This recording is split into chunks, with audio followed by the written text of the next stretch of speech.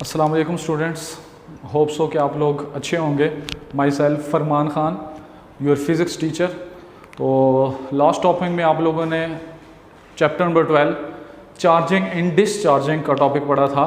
सो आज हम इसके शॉर्ट क्वेश्चन करने लगे हैं। सबसे पहले जो इम्पोर्टेंट बात है वो ये है कि शॉर्ट क्वेश्चन करते वक्त आपके पास क्वेश्चन सामने होना चाहिए। वहाँ पे हम क्या करेंगे, क्वेश्चन के अंदर ही हिंट होती है जिससे हमें पता चल रहा होता है कि इसमें कौन सा फार्मूला लगेगा या इसमें कौन सा कॉन्सेप्ट यूज़ हो रहा है। तो हम टाइम वेस्ट किए बगैर हम अपने शॉर्ट क्वेश्चन नंबर 12.1 की तरफ चल रहे हैं। तो आप लोग देखिएगा, मैंने क्वेश्चन लिखा हुआ है, the potential is constant throughout a given region of space. Is the electric field zero or non-zero in this region? Explain. तो पहली दफ़ा देखो, अगर आप क्वेश्चन पढ़ो तो आपको कुछ समझ नहीं आएगी कि क्या हो रहा है। अब इसको बार बार पढ़ो, कम से कम दो तीन दफ़ा पढ़ो और उसके मेन जो पॉइंट है उसको आप हाईलाइट करो। देखो यहाँ पे दो चीज़ें गिवन है, द पोटेंशियल, इसका मतलब है एक पोटेंशियल की बात की हुई है और दूसरी जो इंपॉर्टेंट बात है, ये पोटेंशियल जो है ना ये कांस्टेंट है, तो इसका मतलब कांस्टेंट पोटेंशियल की बात है।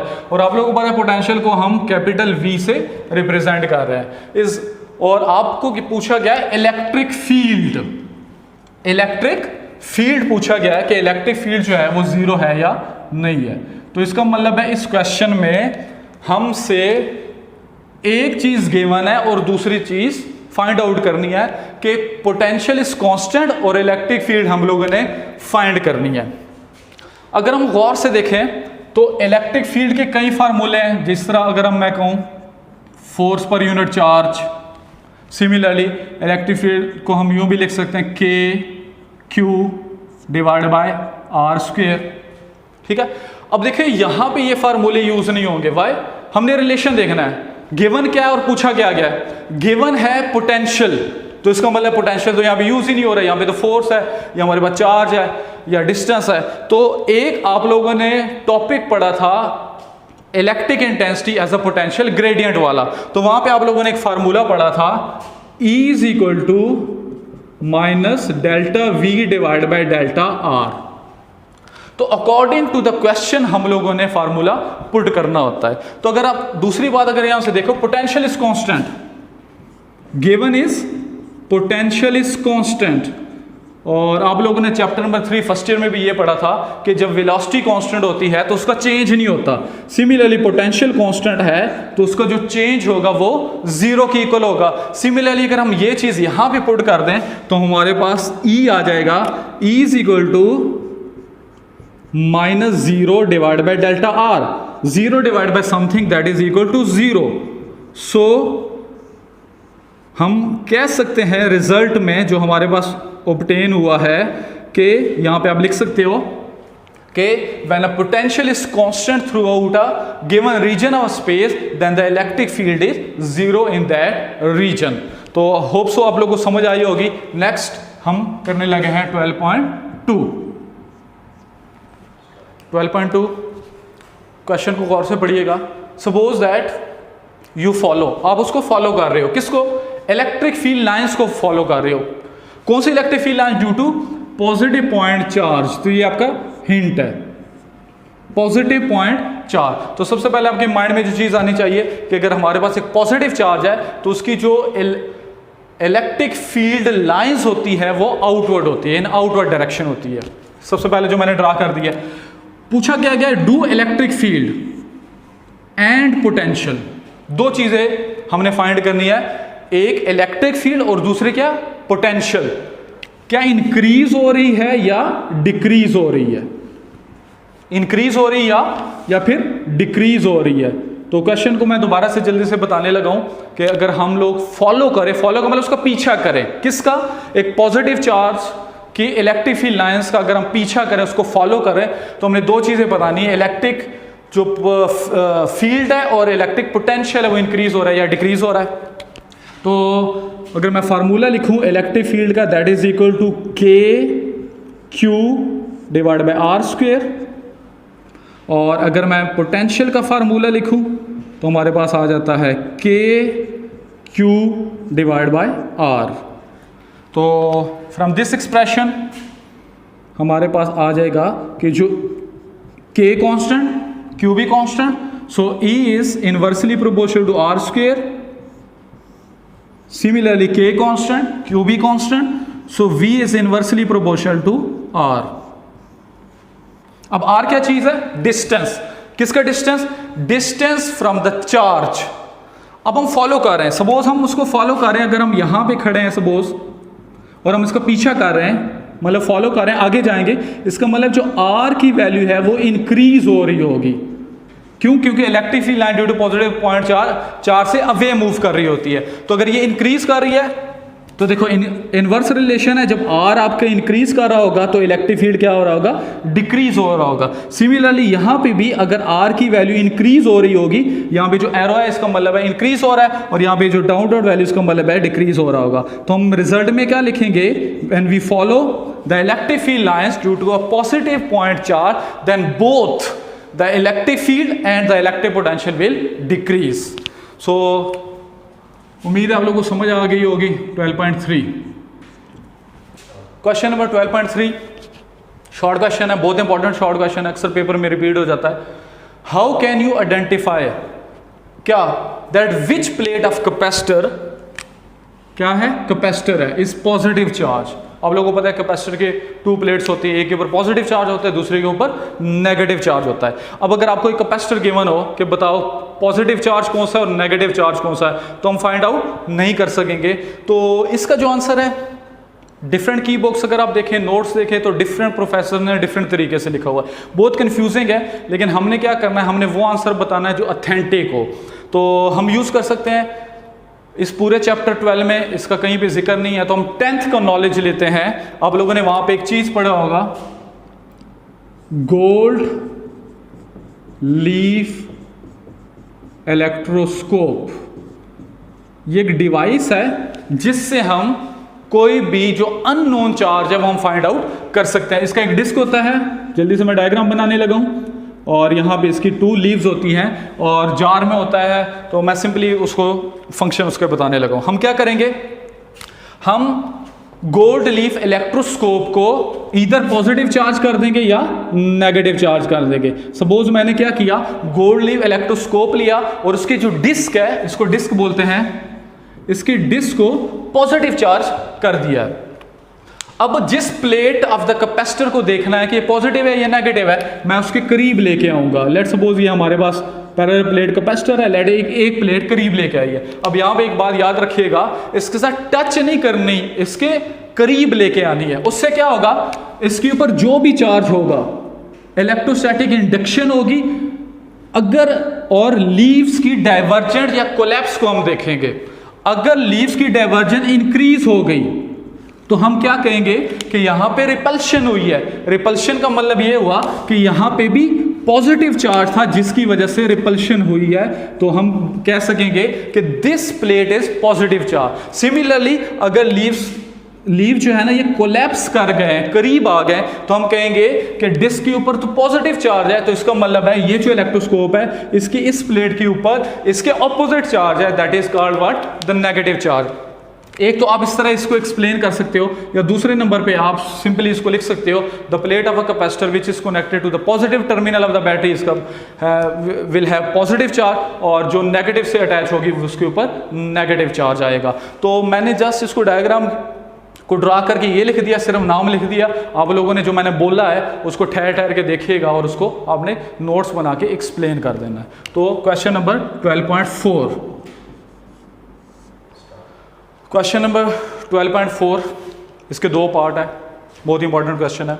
डिस्क्राइब, हमने बताना है क्या, फोर्स और फोर्सेस, कि फोर्स लग रही है या फोर्सेस लग रही है, और ना किसके ऊपर, ये बहुत इंपॉर्टेंट है, पॉजिटिव पॉइंट चार्ज. जो चार्ज लेना है वो पॉजिटिव लेना है, और पॉइंट चार्ज छोटा सा चार्ज होगा. Place between parallel plates, 2 parallel plates के बीच में हमने क्या रखना है, एक पॉजिटिव पॉइंट चार्ज रखना है. इसके 2 पार्ट है, ए और बी. तो ए पार्ट में क्या पूछा गया है, with similar and equal charges. अब देखिएगा ये 2 प्लेट्स बनाई हुई है, इसके ऊपर सिमिलर मतलब एक जैसे मैंने पॉजिटिव ले लिए हैं, एंड इक्वल चार्जेस, कि यहां पे अगर मैंने 4 चार्जेस रखे हुए हैं तो यहां पे भी 4 चार्जेस रखे हुए हैं. Similarly with opposite and equal charges, कि 4 पॉजिटिव चार्जेस पैरेलल प्लेट्स के और दूसरे प्लेट के ऊपर 4 नेगेटिव चार्जेस। अब ये तो हमारे पास क्वेश्चन आ गया। अब हमने करना क्या है, एक पॉजिटिव चार्ज यहां पे इसके बीच में रख लेना है, पॉजिटिव पॉइंट चार्ज, और यहां पे भी रख लेना है। अब हम देखेंगे कि इस इक्वल और सिमिलर चार्जेस इस पॉइंट पॉजिटिव पॉइंट चार्ज के ऊपर कितनी फोर्स या फोर्सेस लगाता है। सिमिलरली यहां पे इक्वल और opposite charges positive point charge के ऊपर फोर्स और फोर्सेस लगाता है। अब गौर से देखिएगा, ये पॉजिटिव है, ये भी पॉजिटिव है, तो ये इसको क्या करेगा, ये इसको रिपेल करेगा। लेट अगर मैं इसको F1 कहूं। सिमिलरली जो दूसरी प्लेट है ये भी पॉजिटिव चार्जेस है, ये भी पॉजिटिव है, तो ये भी इसको रिपेल करेगा। लेट इसको हम F2 कह देते हैं। अब देखिएगा कि ये जो पॉजिटिव पॉइंट चार्ज है इसके ऊपर 2 फोर्सेस लग रही है। कितनी फोर्सेस लग रही है, 2। अब इन चार्जेस का मैग्नीट्यूड सेम है, मतलब सिमिलर एंड इक्वल है। अगर ये 4 है वो भी 4 है, तो इसका मतलब है इक्वल चार्जेस इसके ऊपर लग रही है, इन अपोजिट डायरेक्शन लग रही है। तो cancel the effect of each other, तो इसके ऊपर जो नेट फोर्स लग रही है पैरेलल प्लेट्स की वजह से वो 0 लग रही होगी। सिमिलरली अगर हम यहां पे देखें, ये पॉजिटिव है, ये पॉजिटिव है, इसको रिपेल करेगा। सिमिलरली लेट F1 है, इस डायरेक्शन में है, और अगर हम इसको देखें, ये नेगेटिव है, ये पॉजिटिव है, इसको ये अट्रैक्ट करेगा इस डायरेक्शन में। तो इसके ऊपर भी कितनी फोर्सेस लग रही है, 2। लेकिन इसमें 2 कौन सी लग रही है, इन सेम डायरेक्शन, वो एड अप हो जाएंगी, इंक्रीज हो जाएंगी। तो इसके ऊपर जो F नेट फोर्स लग रही है वो बेसिकली F1 प्लस F2 का सम होगा, और इसकी वजह से बॉडी क्या करेगी, from positive to negative plate, body के बजाय अगर हम यूं कहें, इसकी वजह से जो पॉइंट चार्ज है वो मूव करेगा from positive plate to another plate, क्योंकि न्यूटन का सेकंड लॉ है कि जब फोर्स लगेगी एक्सेलरेशन होगा। तो ये जो चार्ज है इस केस में एक्सेलरेट होगा और इस केस में एक्सेलरेट नहीं होगा। तो क्वेश्चन नंबर 12.5,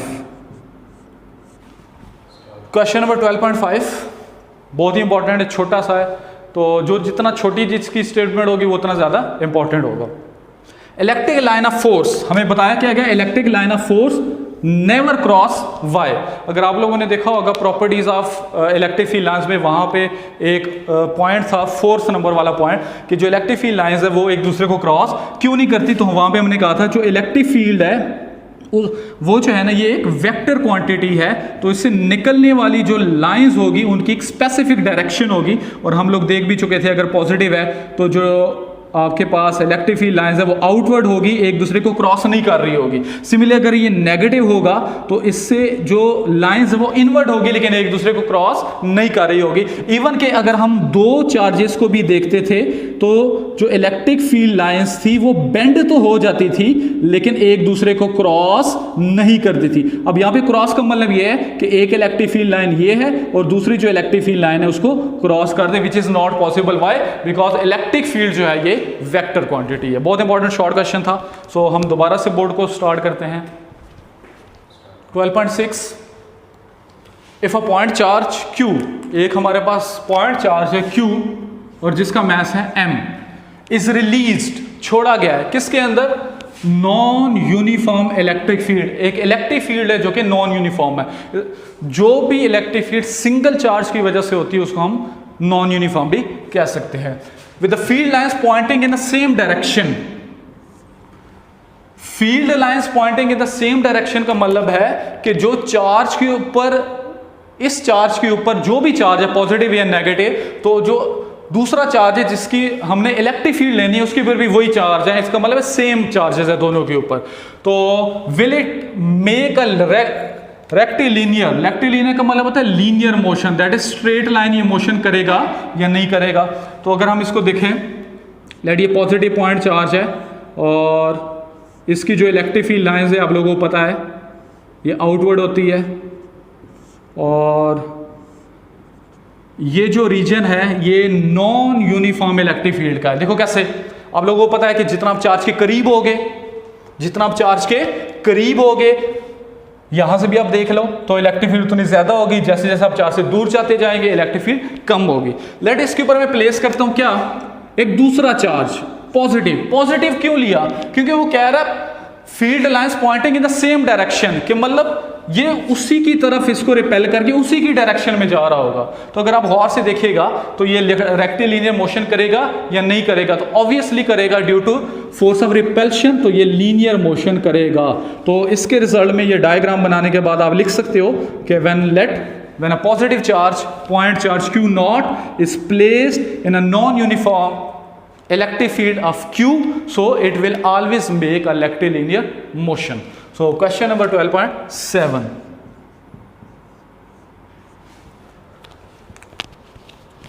12.7 is E, क्या चीज E, electric field necessary zero, क्या ये जीरो होगी कि नहीं होगी, किधर, ये बहुत इंपॉर्टेंट चीज है, इनसाइड। किसके इनसाइड? एक रबर बैलून है जिसके ऊपर चार्ज है।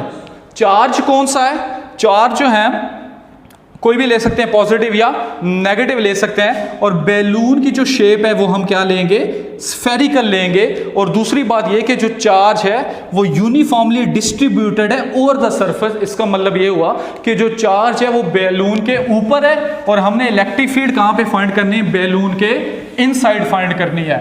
तो अगर आप गौर से देखिएगा इसको, गाजेस लॉ की जो फर्स्ट एप्लीकेशन थी सेम वही थी, वहां पे हमने स्फीयर कंसीडर किया था, यहां पे आपको बैलून गिवन है। तो अगर मैं इसकी डायग्राम बनाऊं तो कुछ यूं करके बनेगी।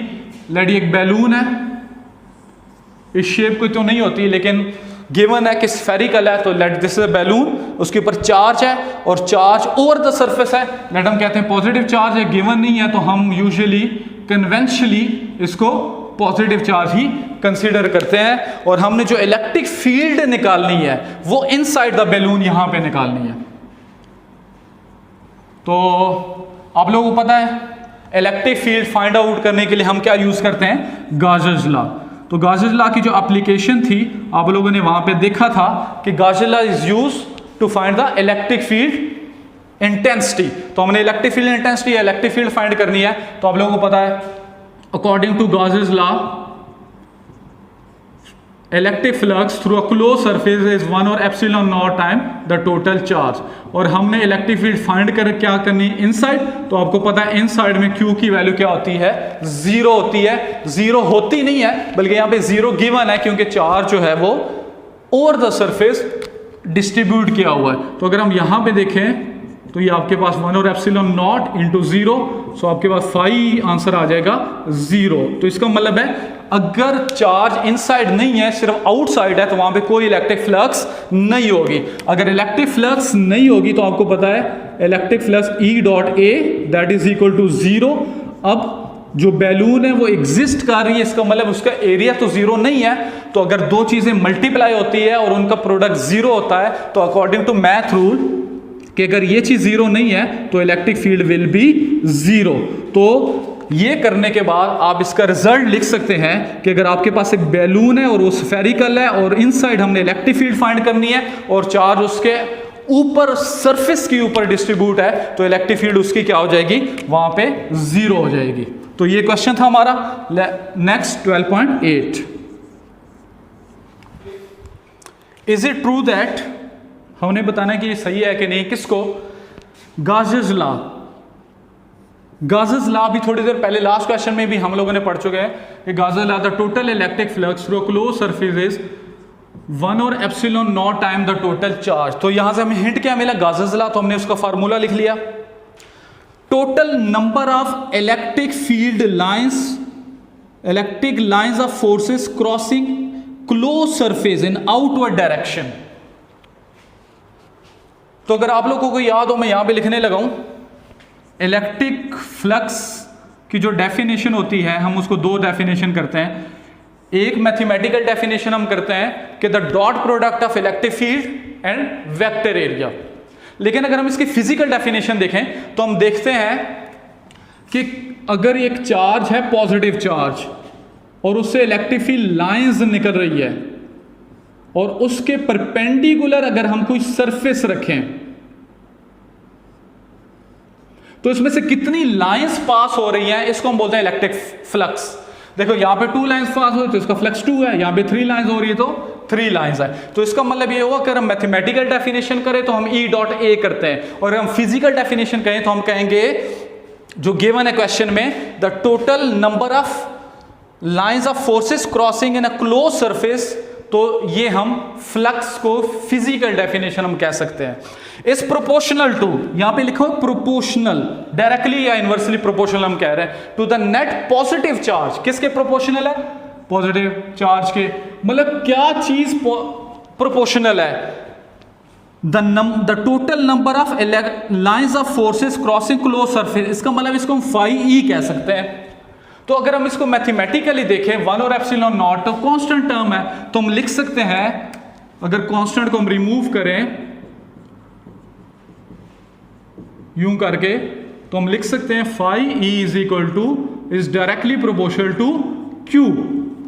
तो अगर हम रिजल्ट में देखें तो हम कह सकते हैं कि flux, electric flux is directly proportional to q, या हम ये कह सकते हैं फ्लक्स की जगह पे कि the total number of lines of forces crossing any close surface is directly proportional to net positive charge. तो इसका मतलब यस लिख के आपने यही स्टेटमेंट करके इसका प्रूफ ये दे देना है। तो बहुत इंपॉर्टेंट शॉर्ट क्वेश्चन था, छोटा सा था। लास्ट क्वेश्चन 12.9 चैप्टर का last question, short question 12.9, does electrons, hint क्या है? इलेक्ट्रॉन्स, आपको पता है इलेक्ट्रॉन के ऊपर कौन सा चार्ज होता है? नेगेटिव चार्ज होता है। टेंड टू गो, किधर को जाएंगे? कहां? रीजन ऑफ हाई पोटेंशियल और लो पोटेंशियल। मैंने 2 प्लेट्स ड्रा कर दिए, एक पॉजिटिव प्लेट है, एक नेगेटिव प्लेट है। अब लोगों को पता है जो पॉजिटिव प्लेट होती है उसको हम हाई पोटेंशियल भी कहते हैं, ये आपके पास हाई पोटेंशियल है, और जो नेगेटिव है इसको हम लो पोटेंशियल कहते हैं। तो अब हमारे पास 2 रीजन्स हो गए, एक हाई पोटेंशियल वाला रीजन जिसके ऊपर पॉजिटिव चार्जेस है, एक लो पोटेंशियल वाला रीजन जिसके ऊपर नेगेटिव चार्जेस है। अब इसके अंदर हमने इलेक्ट्रॉन को रख दिया, अब वो कह रहा है कि इलेक्ट्रॉन किधर को जाएगा, किधर टेंड टू गो, किस रीजन की तरफ जाएगा। बहुत सिंपल है, आपने इसका आंसर लिखना है। आपने लिखना है as electron have negative charges.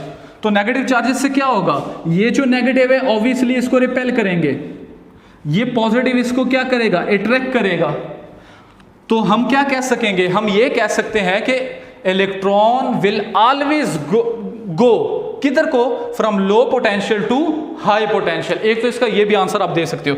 दूसरा अगर हम देखें, आप लोगों को पता है कि अगर आपके पास 2 रीजन्स हो, हाई पोटेंशियल और लो पोटेंशियल, तो हमारे पास इनके बीच में एक इलेक्ट्रिक फील्ड ई बनती है from higher to lower potential. तो इसका दूसरे सेंस में ये भी आंसर कर सकते हो कि अगर इलेक्ट्रिक फील्ड में इलेक्ट्रॉन को रखें तो वो always against the electric field move करेगा, मतलब लो पोटेंशियल से हाई पोटेंशियल। तो ये हमारा लास्ट क्वेश्चन था। आप लोगों ने देखा कि कितने इजी क्वेश्चन है, लेकिन अगर हम क्या करें, रट्टा मारने के बजाय उसके जो क्वेश्चन की स्टेटमेंट है उसको देखें, तो उसमें आपको लाजमी हिंट मिलेगा, जिससे आपको क्वेश्चन क्या हो जाएगा, पता चल जाएगा कि कौन सा कॉन्सेप्ट यूज हो रहा है, कौन सा फार्मूला यूज हो रहा है। तो इंशाल्लाह नेक्स्ट लेक्चर में फिर दोबारा से हाजिर होंगे। अल्लाह हाफिज़।